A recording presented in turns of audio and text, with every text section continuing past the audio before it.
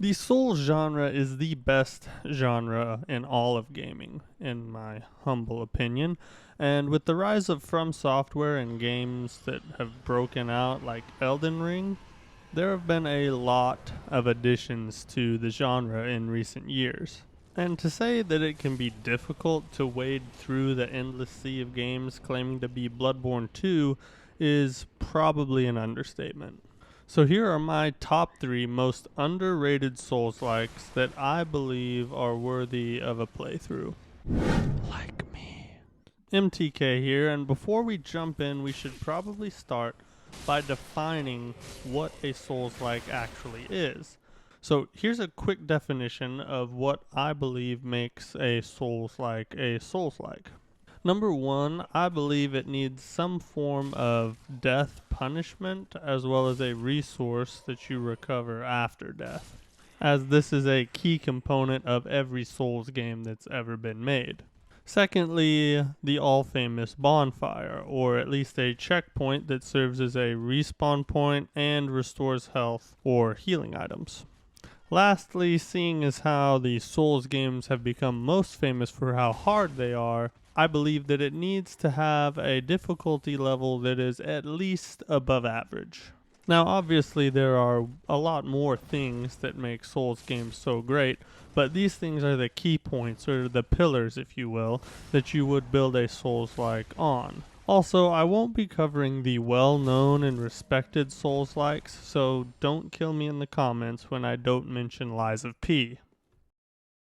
This game has a much newer sequel that just came out back in 2023 that is also very well done, and I will admit it is the most popular game on this list. However, I still believe it is underrated because, in my opinion, it was able to do something unique in the genre and do it well. And that is that it was able to take the Souls formula that is pretty much exclusively used for like spells and swords and adapt it to fit guns. And this could easily be very poorly done and blow up in their faces. So the sheer bravery that they had to even attempt this is extra points in my book. But they didn't just try it, they knocked it out of the park.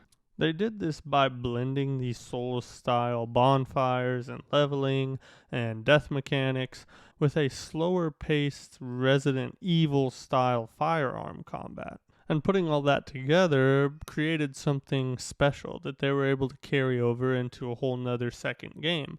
And the second one is better in my opinion, but this first one is still well worthy of a good playthrough. So because I view this game as a pioneer of sorts, I believe it deserves more respect, even more than it already gets.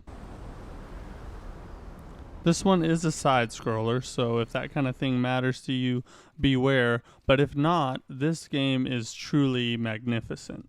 There are several different classes to choose from, different weapons and armor sets, and some really challenging boss fights, and a good amount of exploration to add on to all that. It also definitely follows the Souls storytelling method, as you will have to venture around to find where to go and what you need to do next. But the main thing that sets this game apart from other Souls games, and the reason that I have it number 2 on the list, is that it allows you to play 2-player. And more importantly, it has a rare form of 2-player where you can play on the same screen. Now, I am a sucker for a good couch co-op game, mostly because I love to play with my wife. That isn't to say this game won't be good if you play it solo, but I do recommend playing with someone if you can. Honestly, this game is just so much fun. I kind of got sucked back into it a little bit as I was recording the gameplay for this video. It borrows from multiple Souls games and stitches them together to make something similar but unique at the same time. From Sekiro's death blows and parries to Bloodborne's health rallying, fast-paced dodging, and interrupt mechanics, all of these coexist within Thymesia, and the result is a really, really great experience. So if you are a Souls-like fan, and especially if you are a Bloodborne fan, I highly recommend this one. Its only downside, in my opinion, is how short it is.